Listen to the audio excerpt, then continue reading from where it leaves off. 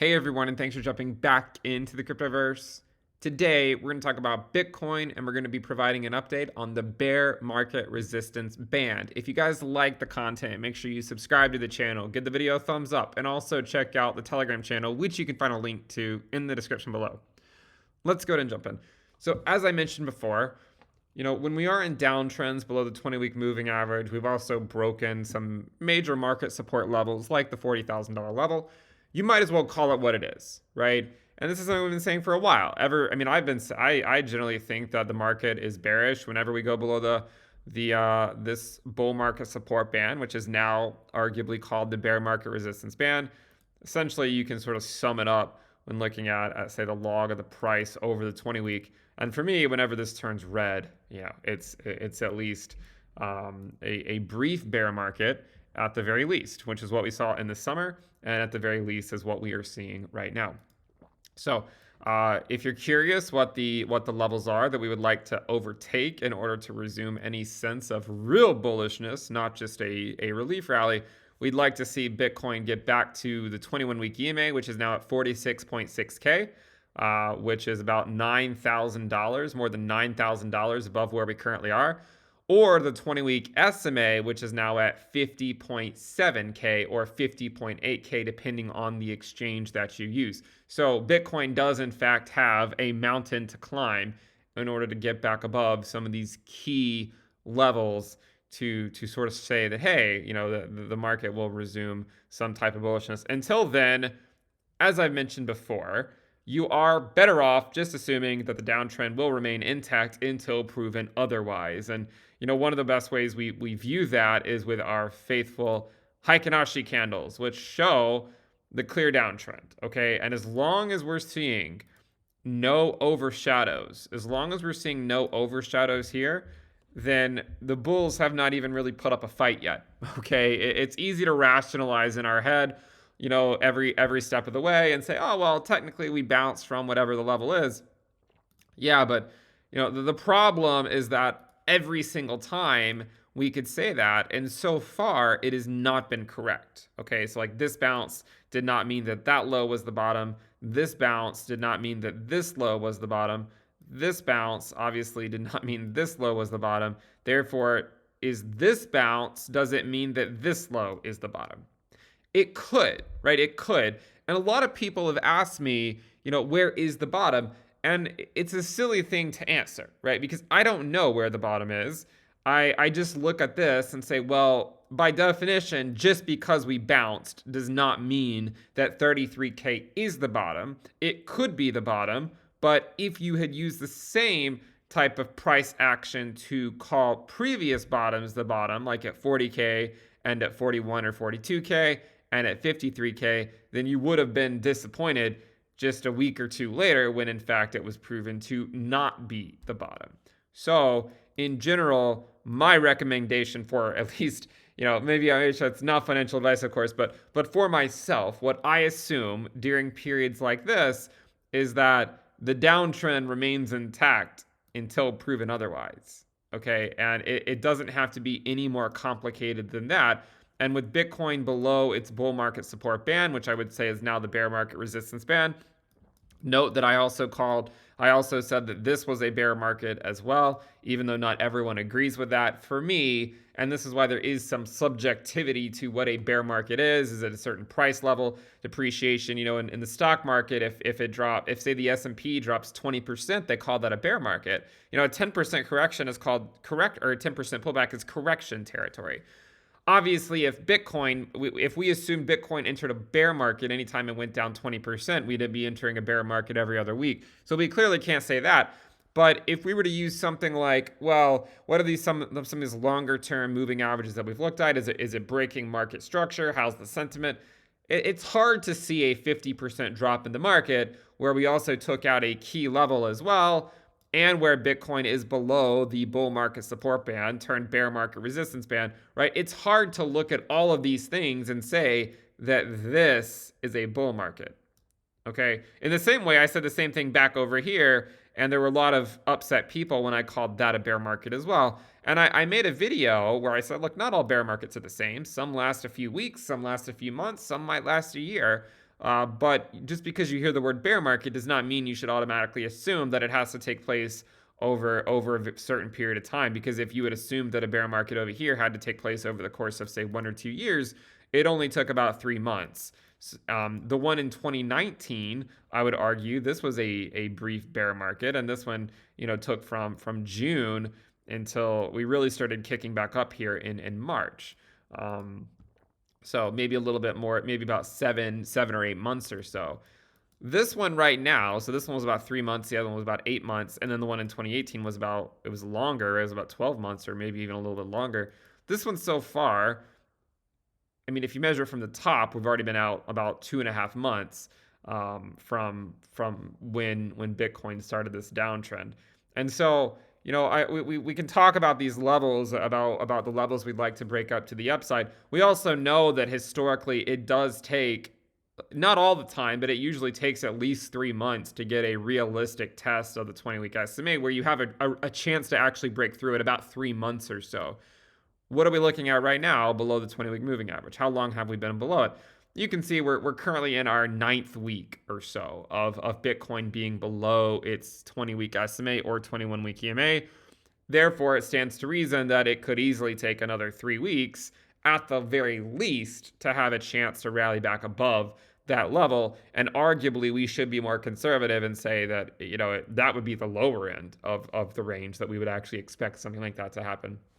So, I know the market in the short term has been pretty bleak because there really just has not been any relief at all basically since early November, for the most part, really since early November. Bitcoin has not seen much relief at all. We've just been in a systematic downtrend. And you can see based on the Heikin Ashi candles that we have still not seen any overshadows on the weekly time frame over the last month.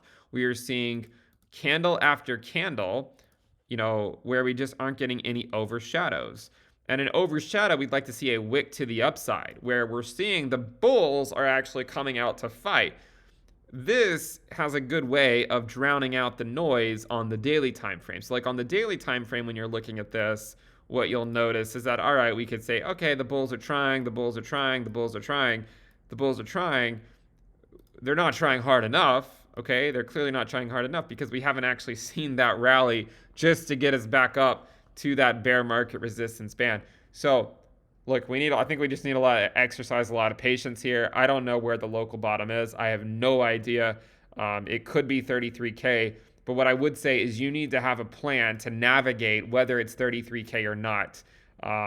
So, don't rely on someone online to tell you where the bottom is, because I can assure you no one knows. No matter how low Bitcoin goes, there will always be someone calling for it to go lower. Okay, we've seen this all the time.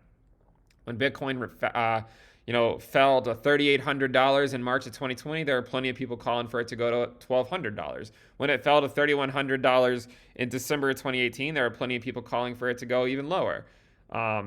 Every single step of the way, no matter how low it goes, there will always be someone there to tell you it will go lower. It doesn't mean it can't go lower from the current prices. We know that it can. I mean, it was at these prices just a few months ago. But if you're looking for someone online to tell you where the bottom is, just know that no one knows where it is. It's just based on probabilities and maybe based on what the risk levels could be, and social sentiment. A lot of different things, right? There's a lot of different factors that go into play in terms of, and it's also hard to even rationalize what happens during a liquidation cascade. I mean, we know what happens, but it's hard to make a prediction on exactly where something like that could end if, in fact, we get into one of those. Because the one in March of 2020 took us a lot lower than any of us were imagining it would. There's no way to know where a potential bottom could be. What I would say that we're trying to do now is what I'm trying to do anyways is I'm trying to be as patient as possible, also recognizing that there are a lot of people that are getting very impatient in this market right now because we have been in a fairly brutal downtrend for, basically since early November.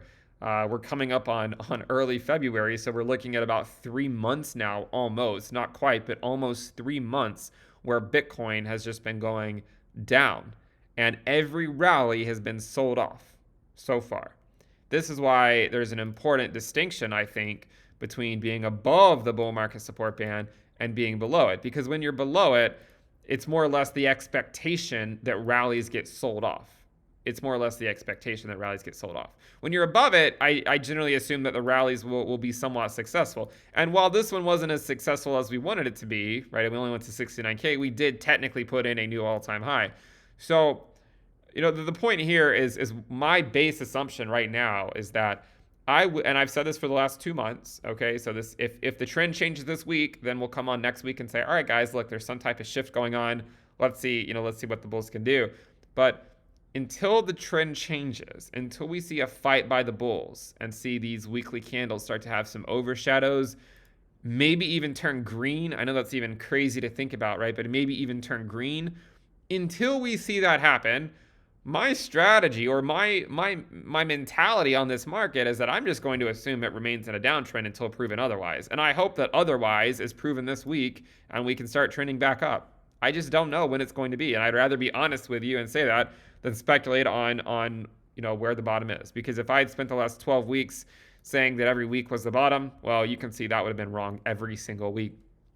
So the best thing you can do is try to come up with a strategy to navigate the market no matter what happens. If this holds and we start moving higher, clearly, you would want to have something to navigate that. But also, if we drop lower, I don't know that being all in at any time in a market it makes the most sense, but especially not in a downtrend when you are watching it go down every single week.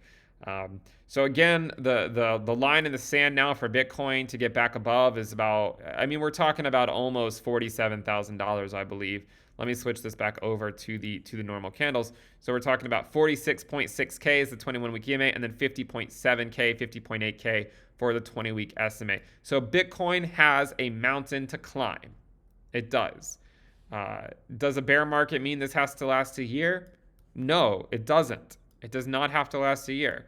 But even though it doesn't have to last a year, I would still argue from my perspective, which is subjective, it is a bear market. Just like the summer of 2021 was a bear market. Just like 2019 was a bear market. The second half of 2019 was a bear market. Just like all of 2018 was a bear market, right? Some bear markets last a few months. Some last a year. I don't think this one's going to last a year, but it can last. It can last longer than the 3 months or so that it's lasted so far. So look, as far as I can tell, when we go below these levels, you have to more or less assume that it will be at least short-term bearish. If you had assumed that when we first broke it over here, you would have had the right mindset and not thinking that this was going to immediately break up. And it didn't. For 3 months, it didn't break up. When we broke below it over here, the same thing. If you assumed immediately that we were going to be in a downtrend for a while and that we would not break up, that would have been the right mindset to be in. So essentially, you should assume, based on history, anytime Bitcoin's closing below the bull market support band, you should just assume that it's going to be a few months before we can realistically have a shot at getting back above it. We've seen that happen in the past. Look at 2019. Once we got below it, we tried to rally back above it a few weeks later, but it was an ultimate fail. We actually got above it 4 months later, briefly, and then we had the Black Swan event in March of 2020 where we actually went back down below it. But it's hard to plan for those things, right? It's hard to plan for something like that that's going to completely change the way we live for a while. So I would say 3 to 6 months is usually a realistic timeline on actually having a shot to get back above it. So far, we have been below it for about 9 weeks. We are currently in our 9th week. So a realistic time frame on getting back to the top. The conservative estimate would be 3 weeks. Of course it could happen in 1 week, right? But I doubt it. But a sort of lower bound would be about 3 weeks. And that would basically be a best case scenario a best case scenario. And what we would assume for that to happen, we'd have to see stocks be green for a few weeks, okay? As much as we'd like to think that we live in a bubble, no pun intended, where crypto is kind of does its own thing, it's not true. And if we see the NASDAQ continue to drop, we see the S&P continue to drop, rest assured that Bitcoin will also very likely drop as well. And it doesn't necessarily mean there's anything wrong with Bitcoin. Nothing's changed fundamentally, but it might just mean that people are continuing to shift to be a little bit more risk off rather than risk on. And if they're shifting to risk off, then it's not just Bitcoin, right? It's everything that's not, that's not like cash or something, right? This is the cash is king phase when the dollar's rallying and stocks and crypto are dropping. So, look, we'll come out of it at some point. I would urge you to try to have a multi-year timeline on this in your head, because if you have a very short timeline in your head, then these markets are brutally difficult to navigate. Please have a long time frame in your head when navigating these markets, and do not bank on any short-term price predictions ever playing out, because again, I can assure you, as someone who's been in the space for a long time, no one has any clue in the short term what will happen, including myself. No one has any clue. Bitcoin could be at 40K tomorrow. It could be at 30K tomorrow. I assure you, no one knows. But also, one thing I do know is that no matter what happens tomorrow, there will always be someone there to tell you, I told you so. If you guys like the content, make sure you subscribe to the channel, give the video a thumbs up. Also, we do have the premium list at intothecryptoverse.com. Thank you for tuning in, subscribe, and I'll see you next time. Bye.